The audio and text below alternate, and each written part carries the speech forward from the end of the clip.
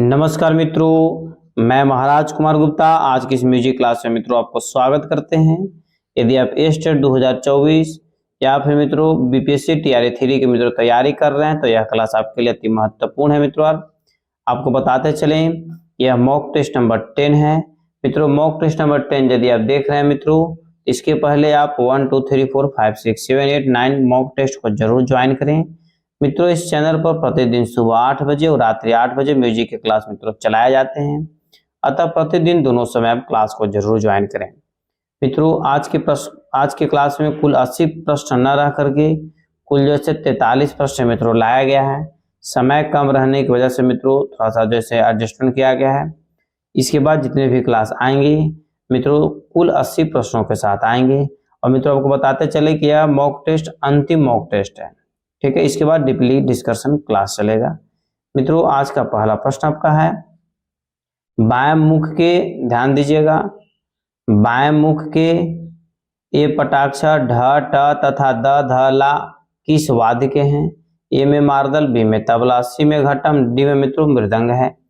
तो मित्रों इस प्रश्न का आंसर यदि आपको याद है तो कमेंट्स में आप आंसर जरूर दें। तो मित्रों इस प्रश्न का आंसर आपका हो जाएगा ऑप्शन नंबर डी, इसको मृदंग बोलते हैं। ऑप्शन नंबर डी मित्रों आपका सही है। इस प्रकार मित्रों अगले प्रश्न पर केयर कीजिएगा।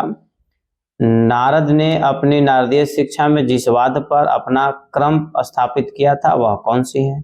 ए में बीना, सी में बीनू, बी में बीनू, सी में भेरी, डी में बाना। तो मित्रों इस प्रश्न का आंसर आप कमेंट्स में फटाफट दीजिए और कोशिश कीजिए किसी अपने स्टडी ग्रुप में मित्रों जरूर शेयर कर दें।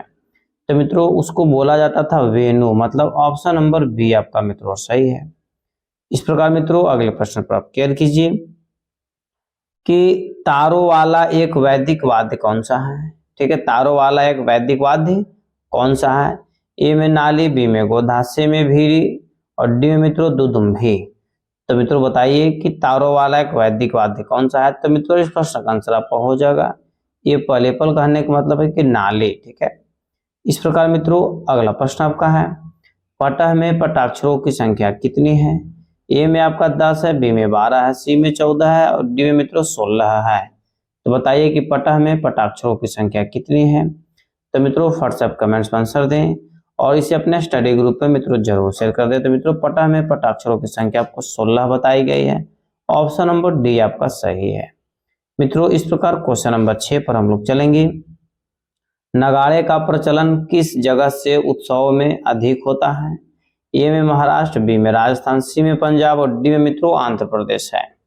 तो बताइए कि नगाड़े का प्रचलन किस जगह के उत्सव में सबसे अधिक होता है? तो मित्रों इस प्रश्न का आंसर हो जाएगा ऑप्शन नंबर बी। बी कहने का मतलब है कि राजस्थान, ठीक है। बी कहने का मतलब है कि राजस्थान। अगला प्रश्न आपका मित्रों कि दुर्दुर वाद्य का आकार किसके सदृश होता है? ए में आपका ढोलक है, बी में नाल है, सी में घड़े है, डी में मित्रों नगाड़ा है। तो बताइए दुर्दुर वाद्य का आकार किसके सदृश होता है? तो मित्रों इस प्रश्न का आंसर हो जाएगा दुर्दुर वाद्य का आकार जैसे घड़े के आकार के समान होता है। ऑप्शन नंबर सी मित्रों आपका सही है। इस प्रकार अगला प्रश्न आपका है, पुष्कर वाद्य की कितनी जातियां मानी जाती थी? पुष्कर वाद्य की कितनी जातियां मानी जाती थी? ए में 18 है, बी में 15 है, सी में 13 है, डी में मित्रों 10 है। तो बताइए पुष्कर वाद्य की कितनी जातियां मानी जाती थी? तो मित्रों पुष्कर वाद्य की जातियां जो मित्रों मानी गई है कुल 18 मानी गई है। एप्पल आंसर आपका सही है। इस प्रकार मित्रों अगला प्रश्न आपका है, ध्यान दीजिएगा, केयर कीजिएगा बारीकी से कि खंजरी को महाराष्ट्र में क्या कहा जाता है? खंजरी को महाराष्ट्र में क्या कहा जाता है? ए में आपका दिमड़ी है, बी में खंजरी है, सी में आपका डफ है और डी में मित्रों आपका चिमटा है।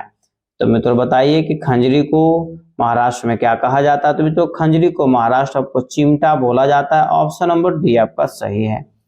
मित्रों यदि आप इस चैनल पर पहली बार विजिट कर रहे हैं तो मित्रों चैनल को अभी तुरंत सब्सक्राइब कर लें ताकि जब भी हम म्यूजिक से रिलेटेड मित्र वीडियो अपलोड करें तो आपके पास नोटिफिकेशन डायरेक्ट वे में जाए और आप आसानी तरीका से पढ़ करके बहुत इजीली एग्जाम निकाल सकते हैं। प्रश्न मित्रों आपका, निम्न में से किस पर काली स्याही लगाई जाती है? ए में खंजरी, बी में तबला, सी में तानपुरा और डी में मित्रों शंख है। मित्रों इस प्रश्न का आंसर आपको कमेंट्स में डायरेक्ट वे में देना चाहिए कि निम्न में से किस पर काली स्याही लगाई जाती है? तो मित्रों बताते चलें कि तबला पर जैसे काली स्याही लगाई जाती है। आप देखे होंगे कि जो तबला का जो राउंड ऐसे होता है, इसके बीच में मित्रों काली स्याही होता है, जिसको पूड़ी हम लोग बोलते हैं।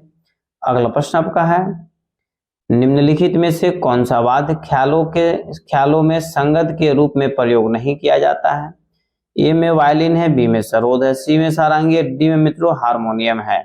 बताइए इस प्रश्न का आंसर क्या होगा कि निम्नलिखित में से कौन सा वाद्य ख्याल में संगत के रूप में प्रयोग नहीं किया जाता है? तो मित्रों इस प्रश्न का आंसर हो जाएगा सरोद को जो है से ख्याल में प्रयोग नहीं किया जाता। ऑप्शन नंबर बी आपका सही है। मित्रों आपको सभी प्रश्नों का आंसर कमेंट्स में देना है, और सबसे बड़ी चीज है कि आप लास्ट में जरूर बताइए कि आपको कुल आंसर कितना सही हुआ, वाद्यों को कितने विभाग में वर्गीकृत किया गया है।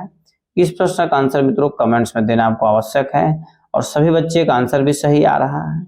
इसके लिए सभी को धन्यवाद कि वाद्यों को कितने भागों में वर्गीकृत किया गया। एकदम 4 सही है। आंख बंद कीजिए और 4 टिक आउट कर दीजिए, एकदम कोई नहीं आपको गलत काटने वाला है। इस प्रकार मित्रों अगला प्रश्न आपका है, इनमें से किस वाद्य में पर्दे लगे हैं? ए में मित्रों तानपुरा, बी में इसराज, सी में सरोद, डी में मित्रों एक तारा। बताइए इनमें से किस वाद्य में पर्दे लगे हुए हैं? तो मित्रों आपको कमेंट्स में आंसर देना है कि कौन से वाद्य में पर्दे लगे हुए होते हैं। तो मित्रों इस प्रश्न का आंसर हो जाएगा इसराज में जो है से पर्दा लगा हुआ होता है। ऑप्शन नंबर बी आपका सही है। अगला प्रश्न मित्रों, क्लैरिनेट किस वाद्य के अंतर्गत आता है? ए में तत्वाद, बी में सुशीरवाद, सी में मित्रों घनवाद, डी में अवनतवाद।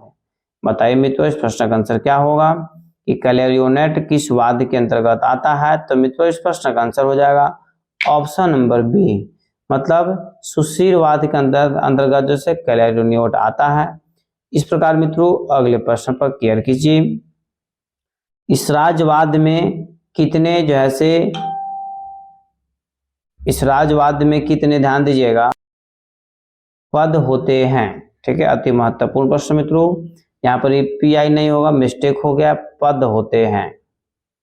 ठीक है, इसराजवाद में कितने पद होते हैं? ए में मित्रों 16 है, बी में 19 है, सी में 17, डी में मित्रों 24 है। तो मित्रों बताइए कि इसराजवाद में कितने पद होते हैं? मित्रों फटाफट आप कमेंट्स में आंसर दीजिए। तो मित्रों इस प्रश्न का आंसर आपका हो जाएगा ऑप्शन नंबर ए पर 16 पद होते हैं, मतलब ए पर आंसर आपका क्या है, सही है। इस प्रकार मित्रों अगले प्रश्न पर क्लियर कीजिएगा, स्वर मंडल बजाने की कितनी विधियां पाई जाती है? ए में आपका 3 है, बी में 2 है, सी में 4 है, डी में मित्रों उपयुक्त में से 1 से अधिक। स्वर मंडल बजाने की कितनी विधियां पाई जाती है? तो मित्रों 16 नंबर प्रश्न का आंसर एप्पल है, मतलब 3 विधियां पाई जाती है। इस प्रकार मित्रों अगले प्रश्न पर आप क्लियर कीजिएगा। अगला प्रश्न आपका है कि गज और मिजराब दोनों से बजाए जाने वाले वाद्य कौन सा है? ए में सरोद है, बी में सुर श्रृंगार है, सी में मित्रों स्वरमंडल, डी में आपका वायलिन है। तो मित्रों बताइए कि कौन सा ऐसा वाद्य यंत्र है जिसको गज और मिजराब दोनों से बजाया जाता है? तो मित्रों इस प्रश्न का आंसर आपका हो जाएगा ऑप्शन नंबर बी, सुर श्रृंगार। ठीक है, इस प्रकार मित्रों अगले प्रश्न पर आप क्लियर कीजिएगा। अगला प्रश्न आपका है, सरोद में तरबों के कितने तार लगे होते हैं? ए में आपका 10 है, बी में 12 है, सी में 20 है, डी में मित्रों उपयुक्त में से कोई नहीं। तो मित्रों बताइए कि सरोद में तरब के कितने तार लगे होते हैं? तो मित्रों सरोद में तरब के तार जो कुल जो होता है 12 होता है, और सितार में तरबों की संख्या कितना होता है, 11 होता है, वो याद होना चाहिए। ठीक है, सरोद में तरबों की संख्या 12 है, जबकि सितार में तरबों की संख्या मित्रों कितना है, 11 है। अगला प्रश्न आपका है, तत्वाद्य के अंतर्गत किस प्रकार के वाद्य आते हैं? ए में आपका मृदंग है, बी में सितार है, सी में शंख है, डी में मित्रों ढोलक है। तो बताइए कि तत्वाद्य के अंतर्गत किस प्रकार के वाद्य आते हैं? तो मित्रों तत्वाद्य के अंतर्गत जो है मित्रों सितार इसमें आएगा, जैसे सितार जो है तत्वाद्य के अंतर्गत आता है। ऑप्शन नंबर बी आपका मित्रों सही है। इस प्रकार हम लोग अगले प्रश्न पर क्लियर करेंगे, घनवाद्य के अंतर्गत कौन सा वाद्य आता है? ए में बंसी, बी में खंजरी, सी में मजीरा, डी में मित्रों सरोद है। बताइए मित्रों कि घनवाद्य के अंतर्गत कौन सा वाद्य आता है? तो मित्रों घनवाद्य के अंतर्गत मित्रों खंजरी आ जाएगा। ठीक है, खंजरी जो है से घनवाद्य के अंतर्गत आता है मित्रों। इस प्रकार क्वेश्चन नंबर 21 पर बारीकी से क्लियर कीजिए, पटह कितने प्रकार के होते हैं? पटह कितने प्रकार का होता है? ए में 2, बी में 3, सी में 4, डी में मित्रों 5। तो मित्रों बताइए कि पटह कितने प्रकार के होते हैं? तो मित्रों इस प्रश्न का आंसर आपका हो जाएगा ऑप्शन नंबर 1 का। ठीक है, मतलब पटह कितने प्रकार के होते हैं? तो 2 प्रकार के होते हैं। इस प्रकार मित्रों अगले प्रश्न पर केयर कीजिएगा। कश्मीर में धान की कटाई के अवसर पर कौन सा गीत गाया जाता है? ए में ढोला मारू, बी में छकरी, सी में मित्रों भरथरी गायन और डी में भतरा नाट्य। तो मित्रों बताइए कि कश्मीर में धान की कटाई के अवसर पर कौन से गीत गाई जाती है? तो मित्रों छकरी गाई जाती है। ऑप्शन नंबर बी आपका सही है। ठीक है, इस प्रकार मित्रों अगला प्रश्न है, पूर्वी पंजाब का लोकगीत कौन सा है? ए में जिंदुआ, बी में सारी, सी में मित्रों गंभीरा, डी में विदेशिया। तो मित्रों बताइए पूर्वी पंजाब का लोकगीत कौन सा है? तो मित्रों जिंदुआ जो है से पूर्वी पंजाब का लोकगीत है। इस प्रकार हम लोग अगले प्रश्न पर केयर करेंगे। कमायचा कहाँ का लोकवाद्य है? ए में मित्रों राजस्थान, बी में बिहार, सी में हिमाचल प्रदेश और डी में है पंजाब। बताइए मित्रों कमायचा कहाँ का लोकवाद्य है? तो मित्रों बताते चलें कि कमायचा जो मित्रों लोकवाद्य है आपको राजस्थान का है। ये पल आंसर आपका सही है। इस प्रकार मित्रों अगले प्रश्न पर केयर कीजिए कि बस्तर की जनजाति का लोक नाट्य है। ए में भतरा नाट्य, बी में अग्नि नृत्य, सी में कर्मा नृत्य और डी में मित्रों स्वांग है। तो मित्रों बताइए बस्तर की जनजाति का लोक नाट्य क्या है? तो मित्रों इस प्रश्न का आंसर हो जाएगा भतरा नाट्य। ये पल आंसर आपका सही है, भतरा नाट्य। ठीक है, इस प्रकार मित्रों अगला प्रश्न आपका है, बुंदेलखंड का प्रख्यात लोक नृत्य कौन सा है? ए में मित्रों भतरा नाट्य, बी में राय नृत्य, सी में करवा नृत्य, डी में मित्रों भगोरिया नृत्य। मित्रों बताइए कि बुंदेलखंड का प्रख्यात लोक नृत्य कौन सा है? तो मित्रों इस प्रश्न का आंसर हो जाएगा राय नृत्य। ऑप्शन नंबर बी आपका सही है। इस प्रकार मित्रों अगला प्रश्न आपका है कि मांच लोक नृत्य किस प्रदेश का है? मांच लोक नृत्य किस प्रदेश का है? ए में उत्तर प्रदेश, बी में आंध्र प्रदेश, सी में मध्य प्रदेश और डी में मित्रों हिमाचल प्रदेश। तो मित्रों बताइए मांच लोक नृत्य किस प्रदेश का है? तो मित्रों इस प्रश्न का आंसर आपका हो जाएगा ऑप्शन नंबर सी, आदिवासियों के द्वारा जैसे मध्य प्रदेश में मांच लोक नृत्य का आयोजन किया जाता है। इस प्रकार मित्रों अगला प्रश्न आपका है, गंभीर किस जगह गाया जाता है? ए में पटना, बी में मालदा, सी में उड़ीसा, डी में मित्रों बंगाल है। तो मित्रों बताइए कि गंभीर जैसे किस जगह गाया जाता है? तो मित्रों गंभीर जैसे मालदा में गाया जाता है, पश्चिम बंगाल में मित्रों पड़ता है। ऑप्शन नंबर बी आपका सही है। ठीक है, इस प्रकार अगले प्रश्न पर केयर कीजिएगा। लोक संगीत में एक में विविधता और विविधता में एकता मिलती है। लोक संगीत में एकता में विविधता और विविधता में एकता मिलती है। गलत है कि सही है कि शायद या इनमें से कोई नहीं? तो मित्रों इस प्रश्न का आंसर आपका हो जाएगा कि यह जैसे 100% सही है। ऑप्शन नंबर बी आपका सही है कि लोक संगीत में एकता में विविधता और विविधता में एकता मिलती है। इस प्रकार मित्रों अगला प्रश्न आपका है, बिछुआ नृत्य किस प्रदेश का प्रचलित नृत्य है? ए में राजस्थान, बी में उत्तर प्रदेश, सी में केरला और डी में मित्रों बुंदेलखंड। तो बताइए मित्रों बिछुआ नृत्य किस प्रदेश का प्रचलित नृत्य है? तो मित्रों बिछुआ जो नृत्य है आपको राजस्थान का जो है मित्रों प्रचलित नृत्य। ए पर आंसर आपका सही है। इस प्रकार मित्रों अगला प्रश्न आपका है कि निम्न में से मध्य प्रदेश का कौन सा नृत्य है? ए में बिहू, बी में डांडिया, सी में पंथी, डी में मित्रों भांगड़ा। तो मित्रों बताइए कि निम्न में से मध्य प्रदेश का कौन सा जैसे नृत्य है? तो मित्रों फटाफट कमेंट्स में आंसर दिया कीजिए, तो आपको बताते चलें कि बिहू जो है असम का है, डांडिया जो है गुजरात का है, भांगड़ा जो है पंजाब का है। तो डायरेक्ट मित्रों छट गया कौन? पंथी लोक नृत्य जो है, पंथी जो है से कहाँ का हो जाएगा? ऑप्शन नंबर सी मतलब मध्य प्रदेश का। ठीक है, इस प्रकार मित्रों अगला प्रश्न पर केयर कीजिएगा कि घोड़ा नृत्य किस क्षेत्र का प्रचलित नृत्य है? ए में बंगाल, बी में हरियाणा, सी में बिहार और डी में मित्रों पूना है। तो बताइए घोड़ी नृत्य किस क्षेत्र का प्रचलित नृत्य है? तो मित्रों फटाफट आप कमेंट्स में आंसर दिया कीजिए। तो मित्रों इस प्रश्न का आंसर आपका हो जाएगा घोड़ी नृत्य जैसे हरियाणा का है। ऑप्शन नंबर बी मित्रों आपका सही है। इस प्रकार अगले प्रश्न पर केयर कीजिए, तमाशा किस क्षेत्र का प्रचलित नृत्य है? तमाशा जो है मित्रों किस क्षेत्र का प्रचलित नृत्य है? ए में गुजरात है, बी में महाराष्ट्र, सी में आंध्र प्रदेश और डी में मित्रों असम। तो मित्रों बताइए तमाशा किस क्षेत्र का प्रचलित नृत्य है? अति महत्वपूर्ण प्रश्न आपका है। तो मित्रों इस प्रश्न का आंसर तमाशा जैसे मध्य प्रदेश का है। ऑप्शन नंबर बी मित्रों आपका सही है। इस प्रकार अगले प्रश्न पर केयर कीजिएगा। अगला प्रश्न आपका है, राजस्थान का एक प्रमुख लोक नृत्य निम्न में से कौन सा है? ए में भगोरिया, बी में करवा, सी में भतरा नाट, डी में मित्रों अग्नि नृत्य। तो मित्रों बताइए कि राजस्थान का एक प्रमुख लोक नृत्य कौन सा है? तो मित्रों अग्नि नृत्य जो है राजस्थान का प्रमुख लोक नृत्य माना गया है। मतलब ऑप्शन नंबर डी मित्रों आपका सही है। लोक संगीत और शास्त्रीय संगीत में लेन देन चलता है। लोक संगीत और शास्त्रीय संगीत में लेन देन चलता है। ए में आपका शायद, बी में गलत है, सी में आपका सही और डी मित्रों सर्वथा नहीं। तो मित्रों फट से कमेंट्स में आंसर दीजिए कि लोक संगीत और शास्त्रीय संगीत में मतलब आपस में मेलजोल या लेन देन चलता है या नहीं चलता है। तो मित्रों इस प्रश्न का आंसर आपका हो जाएगा सही है। मतलब ऑप्शन नंबर सी आपका सही है। ठीक है। इस प्रकार मित्रों अगला प्रश्न आपका है, अभंग किस प्रदेश की गेय विद्या है? अभंग जो है किस प्रदेश की गेय विद्या है? ए में आपका पंजाब, बी में महाराष्ट्र, सी में राजस्थान, डी में मित्रों हरियाणा है। तो मित्रों बताइए अभंग जो है किस प्रदेश की गेय विद्या है? तो मित्रों इस प्रश्न का आंसर आपका हो जाएगा ऑप्शन नंबर बी महाराष्ट्र का है। कहाँ का है? महाराष्ट्र का। इस प्रकार मित्रों अगले प्रश्न पर केयर कीजिएगा। मित्रों ध्यान दीजिएगा 37 नंबर प्रश्न पर केयर कीजिएगा कि सोहर नहीं होगा, यहाँ पर संहार है, ऐसे ध्यान दीजिएगा। आपको लिख दे रहे हैं हम ताकि दिक्कत ना हो। ठीक है। ध्यान दीजिएगा मित्रों यहाँ पर कि संहार ऐसे लिखना है, स ऊपर बिंदु हा और संहार लिखा हुआ है। ठीक है। संहार नामक गीत गाए जाते हैं। ए में जन्मोत्सव पर, बी में विवाह पर, सी मित्रों मुंडन पर, डी में मित्रों धर्म कार्यों में। तो मित्रों संहार नामक जो गीत गाए जाते हैं आपको जन्मोत्सव पर गाया जाता है। ए पर आंसर आपका मित्रों क्या है?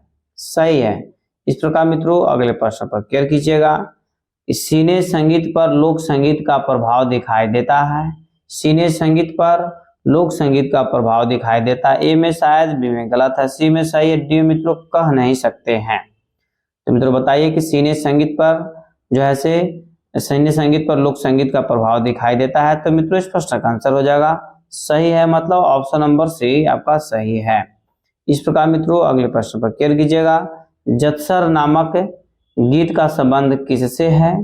किससे है? तो ए में मित्रों चक्की पीसते समय, बी में कोल्हू चलाते समय, सी में आपका है हल चलाते समय और डी में मित्रों धान काटते समय। बहुत ही महत्वपूर्ण प्रश्न है कि जत्सर नामक संगीत या गीत का संबंध जैसे किससे है? तो मित्रों इसका हो जाएगा चक्की पीसते समय। हमारे घर के जो महिलाएं होती है जब जैसे चक्की में मित्रों जब गेहूं को पीसा जाता है तो उस समय मित्रों जो गीत गाया जाता है उस गीत को मित्रों जैसे जत्सर बोला जाता है। एग्जाम में आपको पूछ सकता है कि जैसे चक्की पीसते समय गाए जाने वाला गीत को क्या कहते हैं? तो क्या टिक आउट करिएगा? जस्तर। जस्तर नामक गीत का संबंध किससे है? तो चक्की पीसते समय। इस प्रकार मित्रों अगला प्रश्न आपका है, लोक संगीत के साथ संगीत करने की ताल कौन सी है? लोक संगीत के साथ संगीत करने की ताल कौन सी है? ए में चार ताल, बी में झपताल, सी में धमाली, डी में मित्रों झूमरा। तो मित्रों व्हाट्सएप कमेंट्स में आंसर दीजिए लोक संगीत के साथ संगीत करने की ताल कौन सी है? तो मित्रों इस प्रश्न का आंसर हो जाएगा धुमाली। मतलब ऑप्शन नंबर सी आपका सही है। इस प्रकार मित्रों आज का यह अंतिम प्रश्न है कि गिद्धा नृत्य किस जगह प्रचलित है? यदि इस प्रश्न का आंसर आप मित्रों कमेंट्स में नहीं देते हैं तो बहुत ही दुख की बात है। गिद्धा नृत्य किस जगह प्रचलित है? ए में मित्रों गुजरात, बी में पंजाब, सी में बंगाल, डी में मित्रों हरियाणा है। तो मित्रों बताइए कि गिद्धा नामक नृत्य जो है किस जगह प्रचलित है? तो मित्रों गिद्धा जो है पंजाब में प्रचलित है। ऑप्शन नंबर बी आपका सही है। इस प्रकार मित्रों सभी 41 प्रश्नों का आंसर आपके सामने जैसे मॉक टेस्ट 10 का मित्रों प्रस्तुत कर दिया गया है। मित्रों आप इसे स्क्रीनशॉट लेकर के आप क्या कीजिए कि सभी को मिलाइए और कमेंट्स में जरूर क्लास करते समय बताइए कि आपका कितना आंसर सही हुआ। आपको कैसे बताना है ध्यान दीजिएगा। जैसे मान लीजिए कि कुल मान लीजिए कि 40 प्रश्न आपके पास दिया गया है तो 40 ऊपर लिखना है, सॉरी जितना आया वो जैसे ऊपर लिखना है, कुल कहाँ लिख देना है नीचे। हम समझ जाएंगे कि 40 जो से आपको 30 जो से आया से 30 नंबर, 40 में आपका 30 नंबर आया है। ठीक है। मतलब जितना आपका सही हुआ उसको ऊपर लिख देना है, कुल टोटल नंबर कहाँ लिख देना है नीचे। ठीक है। टोटल प्रश्नों की संख्या। इस प्रकार मित्रों आज का क्लास यहीं पर समाप्त किया गया। मित्रों यदि इस चैनल पर पहली बार विजिट कर रहे हैं तो मित्रों चैनल को सब्सक्राइब कर लें, ठीक है, लाइक कर लें और शेयर करें। मित्रों इसे अपने स्टडी ग्रुप में जरूर शेयर करें। और मित्रों कमेंट्स इतने सारे बच्चे मिलकर देते हैं, इसके लिए सभी को धन्यवाद। और सभी लोग अपने स्टडी ग्रुप में इसे लगातार शेयर करते रहें। मित्रों एग्जाम के मद्देनजर रखते हुए जैसे ई बुक और पीडीएफ की मित्रों व्यवस्था किया गया, अतः क्लास को आप जरूर खरीद लें। तब तक के लिए आप स्वस्थ रहिए, मस्त रहिए। एक बार प्रेम से बोलिए भारत माता की जय।